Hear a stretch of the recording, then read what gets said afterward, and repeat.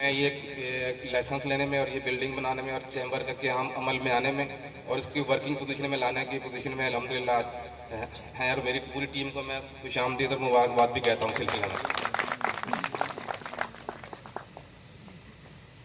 इस सिलसिले में मैं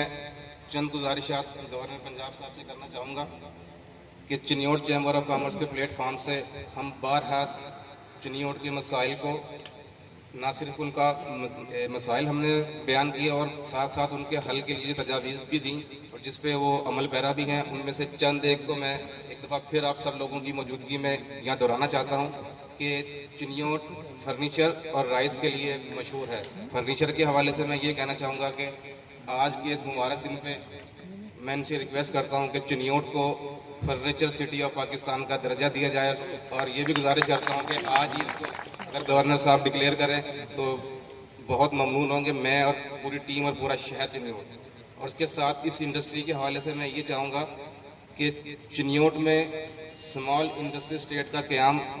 जो कि बहुत मुश्किल काम है, अगर ये नहीं हो सकता तो हमारे शहर चिन्योट की तकरीबन 5 किलोमीटर का एरिया है,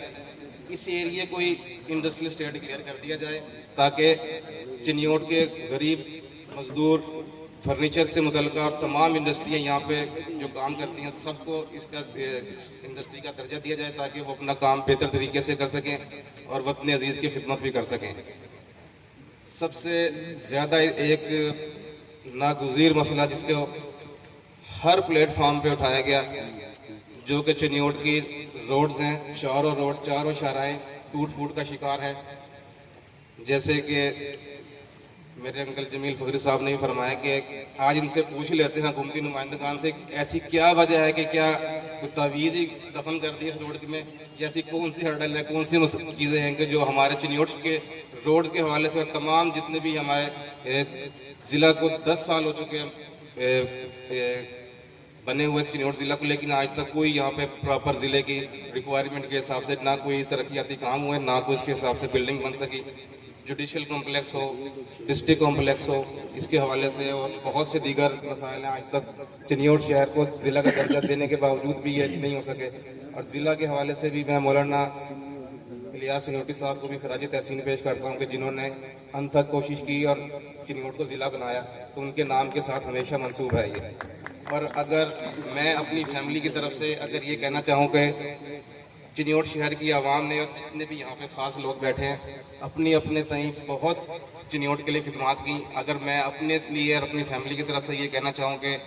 मैं अपने शहर के लिए क्या कर सकता था, तो मैं ये काम था कि मैं चिन्योट चैम्बर ऑफ कॉमर्स का दर्जा दिलाया और चिन्योट के नाम में आज को ये गिफ्ट करता हूँ साथ शहर पूरे चिन्योट शहर को कि मेरी तरफ से मेरी फैमिली की तरफ से ये चिन्योट को ये तोहफ़ा है कि मैंने कोशिश की अपने वालिद साहब के हुक्म पे और मौलाना इलियास सिनोटी साहब की ख्वाहिश पे। तो मैं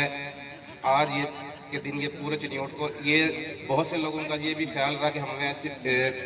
फर्नीचर इंडस्ट्री से मैं बचता हूँ, शायद ये फर्नीचर वालों के लिए मेन है, ये पूरे शहर की इंडस्ट्री के लिए, चिन्योट शहर की तरक्की के लिए, चिन्योट शहर से डायरेक्ट एक्सपोर्ट के लिए, वो फर्नीचर हो या राइस हो या दीगर कोई भी हो, इस मकसद के लिए हमने बनाया, ना कि कोई अपनी ज़ाती तशहीर के लिए। मेरी ख्वाहिश है कि चिन्योट शहर से बाकायदा एक्सपोर्ट का आगाज़ हो, मुख्तलिफ जितनी भी सनतें हैं, और ताकि हम अपने अजीज़ के लिए ज़र मुबादला का हसूल कर सकें, जो कि पाकिस्तान इस वक्त इंतहाई मुश्किल और नागुज़ीर हालात की वजह से गुजर रहा है। तो इस प्लेटफॉर्म से मैं ये कहना चाहूँगा